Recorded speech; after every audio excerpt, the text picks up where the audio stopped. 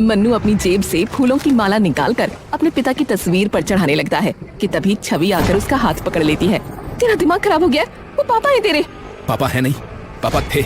तभी उनके दरवाजे पर दस्तक होती है। मन्नू जाकर दरवाजा खोल देता है। हाँ जी। सरपंच जी ने पंचायत रखवाई है और आपको भी बुलाया।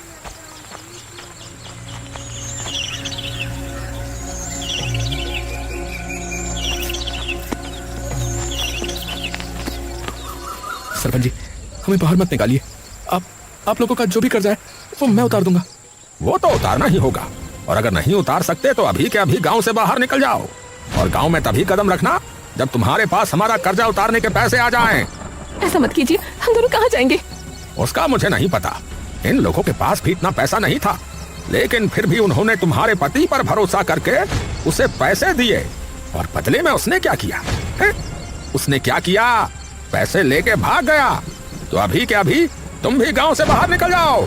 मन्नू और छवि बिना कुछ कहे चुपचाप वहाँ से चले जाते हैं और घर जाकर अपना सारा सामान बांधकर अपना घर छोड़कर निकल जाते हैं।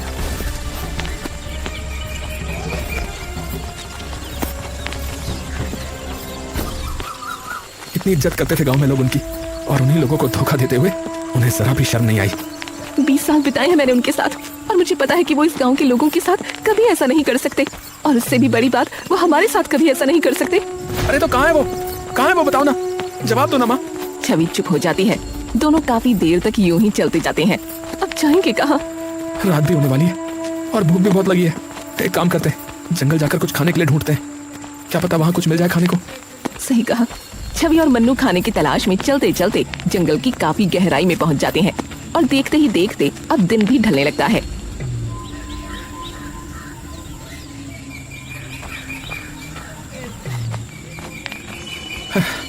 माँ, यहाँ तो ना कोई फल, ना ही सब्जी, ना ही कुछ दिख रहा है। बेटा, लगता है हम जंगल की बहुत गहराई में पहुंच चुके हैं। अब तो मुझे डर भी लग रहा है। अरे चिंता मत करो माँ, मैं हूं ना। तभी अचानक पीछे से किसी की गूंजती हुई आवाज मन्नू और छवि के कानों में पड़ती है। कौन हो तुम दोनों? टिम्बा की ऐसी सख्त आवाज सुनकर मन्नू और छवि वहीं जम से जाते हैं। मैंने पूछा तुम दोनों कौन हो और यहाँ क्या कर रहे हो? मन्नू और छवि हिम्मत करके पीछे की ओर घूमते हैं, और जैसे ही वो पीछे मुड़ते हैं उन्हें दिखता है कि उनके सामने 2 लोग खड़े हैं जिनकी वेशभूषा एकदम अलग है। देखिए हम भूखे हैं, तो हम बस खाने की तलाश में यहाँ पहुँचे। तभी वो दोनों लोग एक दूसरे की ओर देखते हैं। अच्छा, आप लोग भूखे हो? जी, ये मेरी माँ है, और हम दोनों ने सुबह से कुछ नहीं खाया।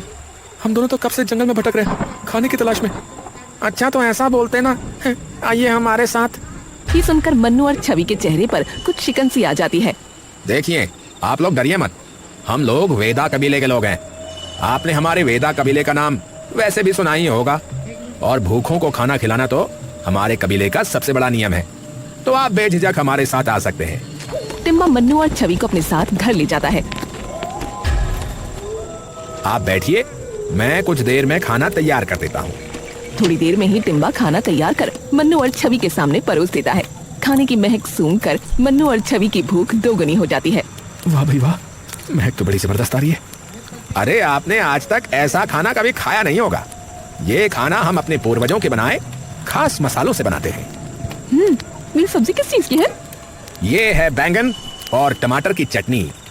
छवि और मन्नू जैसे ही वो चटनी चखते हैं तभी उनकी जुबान झनझना उठती है। बैंगन और टमाटर की चटनी, वो भी इतनी स्वादिष्ट, कैसे हो सकती भाई, कैसे हो सकती है? मैंने कहा था ना। और हमारे कबीले का आलू भात तो सबसे ज्यादा स्वादिष्ट है। मन्नू और छवि खुश होकर वो खाना खाने लगते हैं। थोड़ी देर बाद, वैसे आप लोग सुबह से भूखे घूम क्यों रहे हैं, और आपका घर कहाँ है? मन्नू और छवि दुख भरी नजरों से एक दूसरे की तरफ देखते हैं। क्या हुआ? माफ कीजिएगा अगर मैंने कुछ गलत पूछ लिया हो तो। नहीं, ऐसी कोई बात नहीं है, लेकिन हमारी कहानी काफी दुख भरी है। मतलब मैं कुछ समझा नहीं। दरअसल हम यहीं पास के एक गांव में रहते थे।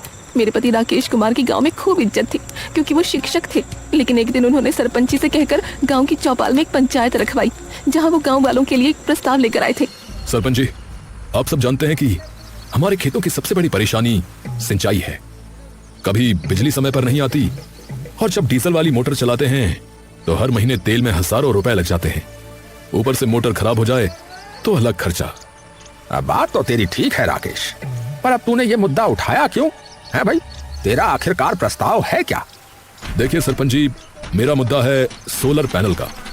अगर हम सोलर पैनल लगवाते हैं तो सालों तक ना बिजली का बिल आएगा ना तेल का खर्चा, और जब चाहो तब पानी भी मिल जाएगा हमें। ये सुनकर गांव के सभी लोग हैरान हो जाते हैं। हैं? अरे भाई, ये सोलर पैनल आखिर क्या है भाई, और आखिर ये कैसे काम करता है? देखिए, सोलर पैनल एक तरीके का यंत्र है जो कि रोशनी को, यानी कि जो धूप आती है ना, उसको बिजली में बदल देता है। अरे भैया, अरे ये तो बड़ी चमत्कारी चीज है फिर तो।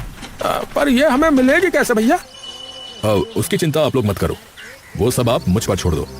लेकिन इस आधुनिक सुविधा के लिए थोड़ा पैसा लगेगा, जिसमें सभी गांव वालों को मेरी मदद करनी पड़ेगी, और इसीलिए मैंने अभी पंचायत को इकट्ठा किया है। अब कितना पैसा लगेगा? लगभग 8 से 10 लाख रुपए लगेंगे। ये सुनकर सभी गांव वाले थोड़ी देर के लिए हैरान और परेशान हो जाते हैं।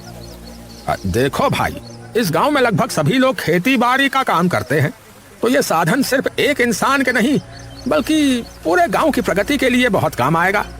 आप सब लोगों को तो पता ही है कि हमारे गांव में बिजली की सुविधा कैसी है। 24 घंटे में से मुश्किल से शायद 8 घंटे भी बिजली नहीं आती होगी। तो बताओ, ऐसी हालत में किसान अपने खेतों की सिंचाई कैसे करेंगे जब मोटर ही नहीं चलेगी? तो इसलिए ये सोलर पैनल सबके बहुत काम आएगा। मेरी जान पहचान में एक दोस्त है जो तुरंत इसका इंतजाम करवा देगा। सभी गांव वालों को उन पर भरोसा हो गया और उन्होंने मिलकर राकेश जी को 10 लाख रुपए दे दिए। पर किसी को भी ये भनक नहीं थी कि वो सारा पैसा लेकर भागने वाले हैं। क्या वो पैसे लेकर भाग गए? हाँ, गांव वालों को लगा कि 2-3 दिन में पापा वापस आ जाएंगे, लेकिन ना उन्हें पता था और ना हमें कि उन पैसों के आगे ना उन्हें अपनी बीवी दिखेगी और ना ही बेटा। और जब उनसे ना कोई संपर्क हो पाया, ना ही कोई बात हो पाई, तब गांव वालों ने ये सुनिश्चित कर लिया कि वो उनके पैसे लेकर भाग गए हैं, और सारा इल्जाम आकर मेरे और मेरे बेटे के सिर पर आ गिरा। सरपंच जी ने हमें गांव से बाहर निकाल दिया और बस फिर हम यहाँ पहुँचे खाने की तलाश में। हे भगवान, ये तो सच में बहुत बुरा हुआ। तो अब तुम लोग क्या करोगे? पता नहीं अब क्या करना है, लेकिन जब तक हम गांव वालों का कर्जा नहीं चुका देते तब तक हम गांव में वापस नहीं जा सकते। हमारी खोई हुई इज्जत मैं वापस आपको लौटा कर ही रहूंगा, ये मेरा वादा है आपसे। पर बेटा, हम इतना ज्यादा कर्जा कैसे उतारेंगे? तभी मन्नू का ध्यान उन बर्तनों पर जाता है जिनमें उन्होंने खाना खाया था, और एकदम से उसकी आंखों में एक अजीब सी उमंग आ जाती है। माँ, क्यों ना हम अपना एक ढाबा खोलें? न हमारे पास कोई पैसा है, न रहने के लिए कोई घर, हम कैसे कोई ढाबा खोल सकते हैं? अगर हम इसी खाने को लोगों तक पहुंचाएं तो सभी लोग भाग भाग कर ये खाना खाने आएंगे, और ढाबा ना सही, एक ठेला तो ले ही सकते हैं। गांव-गांव जाकर खिलाएंगे लोगों को, और वो भी मिट्टी के बर्तनों में। पर खाना तब तक ठंडा हो जाएगा। तो खाने को मिट्टी की हांडियों में रखना, और उन हांडियों को एक लकड़ी के डब्बे में रखना, और फिर उनको घास से ढक देना, और फिर देखना 6-7 घंटे तक खाना यूं ही गर्म रहेगा। तो क्या आप बना देंगे हमारे लिए इतना खाना रोज? हाँ हाँ, क्यों नहीं। आपका बहुत बहुत शुक्रिया, ये एहसान हम जिंदगी भर नहीं चुका सकेंगे। अरे ऐसी कोई बात नहीं है। प्रेम और सेवा भाव तो हमेशा से हम कबीले वालों का मूल धर्म रहा है, और हमें तो जो भी मिलता है प्रकृति से मिलता है। तो हमारा भी फर्ज बनता है कि जब ऊपर वाला हमें इतना कुछ दे रहा है तो हम भी क्यों ना लोगों की सहायता करें। पर हम ठेला कहाँ से लेकर आएंगे? अरे वो तो हम में से कोई भी बना देगा। ये सुनते ही मन्नू और छवि की आंखें चमक उठती हैं। सच में? हाँ भाई।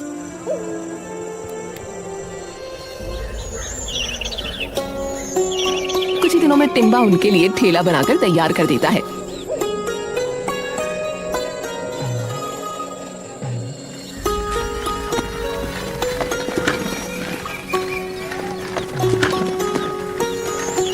कुछ दिन बाद बस लोग आ जाएं लेने। आ जाएंगे माँ, आप बिल्कुल चिंता मत करो। थोड़ी देर में दोनों गांव में पहुंच जाते हैं और काफी देर तक यूं ही अपनी रेड़ी लेकर इधर उधर घूमने लगते हैं। अरे ले लो केले की सब्जी, आलू भात, बैगन टमाटर की चटनी। अरे ले लो, अरे आओ भैया, अरे अरे आइए आइए।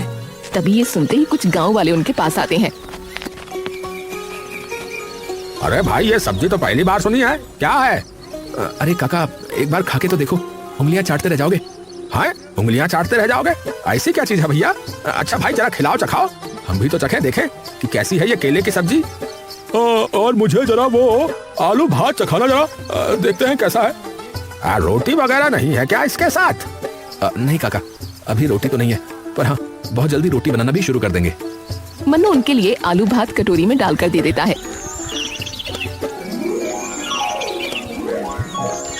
और जैसे ही वो लोग